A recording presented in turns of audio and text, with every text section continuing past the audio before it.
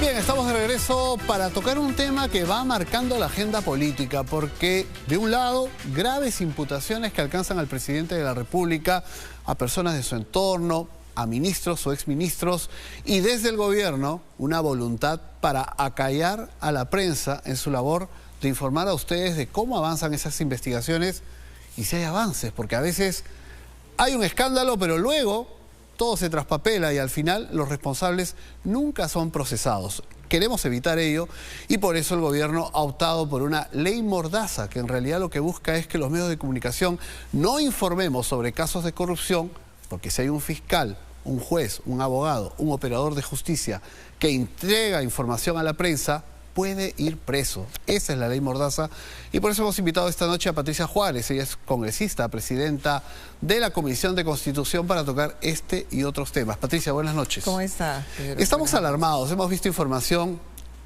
que sin duda compromete al presidente de la República, información que tiene que ser verificada desde el Congreso, pero información que, si esta ley que pretende el gobierno estuviera vigente, no podríamos informar los periodistas.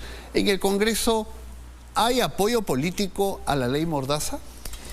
Han habido algunos comentarios respecto a la presentación del proyecto de ley, y al menos en las bancadas que constituimos el bloque democrático, entiendo de que no va a tener digamos, cabida esta ley, porque nosotros estamos convencidos, y en particular nosotros en Fuerza Popular y en mi caso personal, que la prensa se ha constituido en los últimos tiempos en quien ha permitido que se conozcan los principales hechos de corrupción de los últimos gobiernos. En el caso de entonces de Fuerzas Populares, no a esta ley. Exacto. ¿Qué otros partidos políticos? Bueno, hemos conversado con partidos como Avanza País, partidos como Renovación. En general, yo creo que los partidos, los que nos consideramos o somos demócratas, creemos que tiene que haber la posibilidad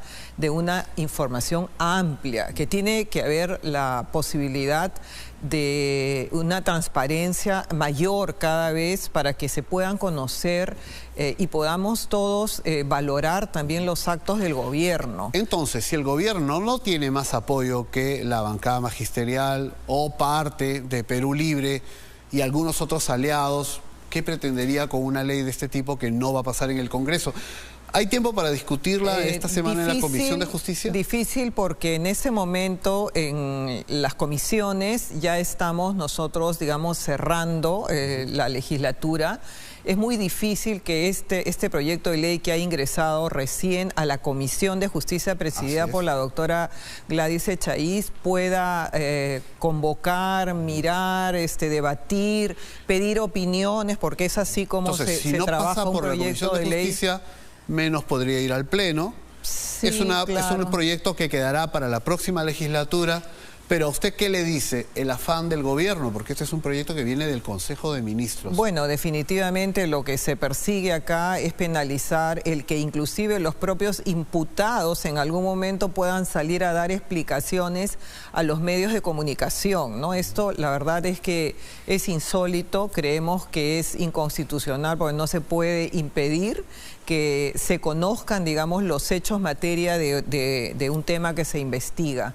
Entonces, se evaluará seguramente en su momento. Si es que se quisiera, digamos, ingresar directamente, tendría que haber un acuerdo de Junta de Portavoces para exonerarlo del dictamen. Ahora, que no creo, la verdad, que ocurra. Le voy a ser sincero, hay sectores, hay observadores que consideraban de que esta ley mordaza sí podía tener cierta suerte en el Congreso, porque en cada partido político puede haber más de un líder con problemas con la justicia, cuyos casos muchas veces son presentados en los medios de comunicación. Usted señala que Fuerza Popular está en contra de esta ley, pero alguien también podría haber dicho, para convencerlos, que en muchos casos Keiko Fujimori u otros líderes de Fuerza Popular que están siendo investigados y procesados, mucha información se conoce por los medios de comunicación y eso probablemente incomoda la defensa legal. En realidad, los temas que tienen que ver con la justicia tendrán que seguir su curso como corresponde. Llámese fiscalía, proceso, a nivel del Poder Judicial, digamos, ya constituido un proceso. Los temas que tengan que informarse a la opinión pública, especialmente aquellos que sean materia de una denuncia que haya surgido, y en general cualquier tema que se esté debatiendo dentro de... Porque hemos visto que, por ejemplo, dentro de Fiscalía, dentro del Poder Judicial hay hasta canales en donde se difunden las audiencias, en donde se hace la evaluación de las pruebas de manera pública. Entonces creemos que no hay necesidad, en este caso, creo que es un exceso de parte del Ejecutivo, del presidente del Consejo de Ministros, del ministro de Justicia, de elaborar una ley de esta naturaleza que lo que realmente denota es una desesperación de callar realmente a la prensa y callar también a cualquier, digamos, forma de conocimiento de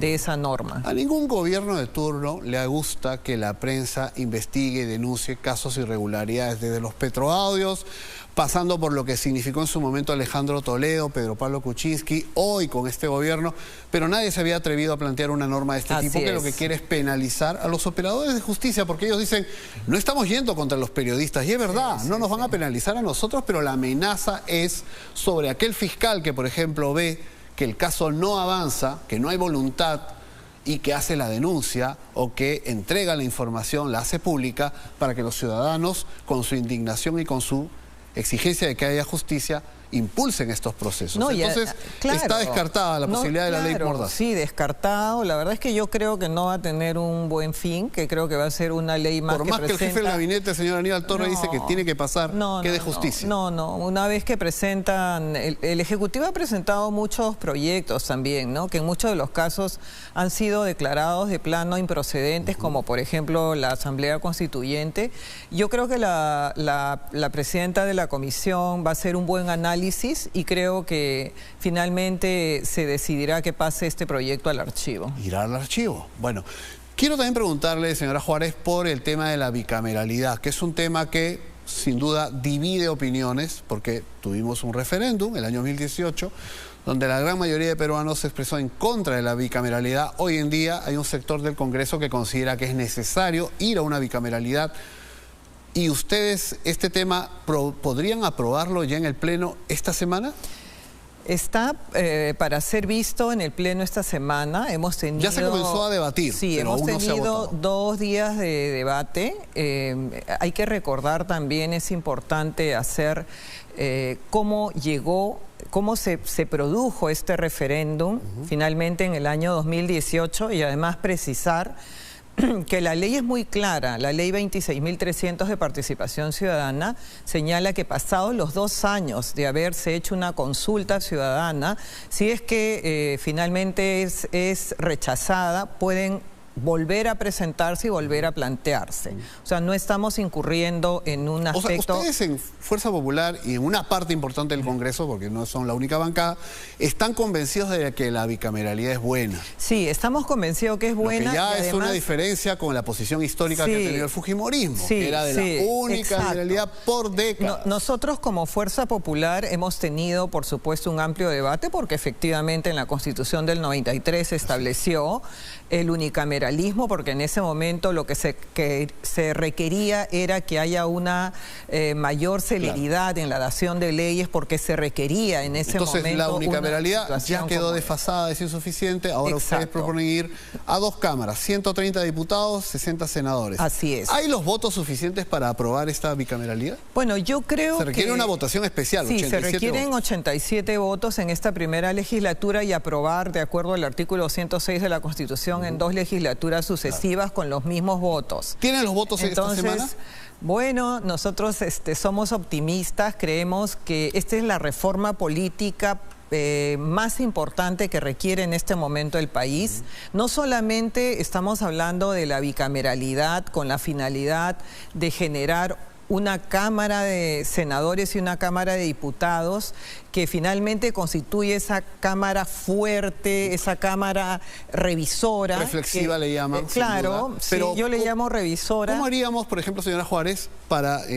se vota esta semana, vamos a suponer que se aprueba. La siguiente legislatura se volverá a votar, segunda votación como pide la Constitución y se aprueba. De ninguna manera, como piden algunos, esta primera votación iría a referéndum el día de las elecciones municipales y regionales. Depende de la votación. Por ejemplo, si se obtiene en esta primera legislatura 66 votos, esto podría ir a referéndum. O sea, usted no se cierra a esa posibilidad. No cerramos a esa posibilidad, no, creemos que no. Que pero finalmente... intuyo, señora Juárez, que si perciben que no tienen los 87 votos, no la van a someter a votación. Bueno, vamos a... Sí. Nosotros hemos conversado mucho con las bancadas, estamos en conversaciones, ahora yo misma estoy preparando, haciendo una nueva presentación con los temas que hemos percibido durante este debate, que creo que significa cierta duda para las bancadas políticas. Entonces también hemos pedido a cada una de las bancadas reunirnos, todo el equipo de Constitución, con todos ellos para explicar cada atisbo de duda que pudiera generarse, porque sí creemos que no solamente es importante la bicameralidad, es importante también, Pedro, la reelección de congresistas, porque es importante que generemos, que tengamos digamos, el ánimo de que nuestras instituciones en el país sean sólidas, sean fuertes. No dudo de que es un debate importante y que vamos a tener oportunidad de conversar de ellos en los siguientes días, pero no solamente es importante el debate que se dé dentro del Congreso, que puede aprobar o no estos temas, sino el debate público, porque hay una enorme distancia. Creo que usted también lo percibe si conversa con la gente, como imagino lo hace. Hay una enorme distancia en este momento entre la población y sus representantes, que son los congresistas. Entonces, no solamente hay que ganar las mentes, hay que ganar los corazones y explicar y sostener por qué es importante. Quiero agradecerle que nos haya acompañado esta noche. Creo que es importante que usted, como otras voces en el Congreso, hayan fijado posición en contra de esta ley Mordaza, que lo único que busca es impedir que ustedes en casa o en su trabajo o en cualquier momento, cualquier ciudadano del Perú, entienda lo que ocurre, conozca de presuntos actos de corrupción y nos ayuden a denunciar a quienes tenemos que denunciar. Muchísimas gracias, señora Juárez. Gracias. Estaremos pendientes del resultado. El Congreso va a ser importante esta semana. Nosotros nos vamos a un breve corte, volvemos con más.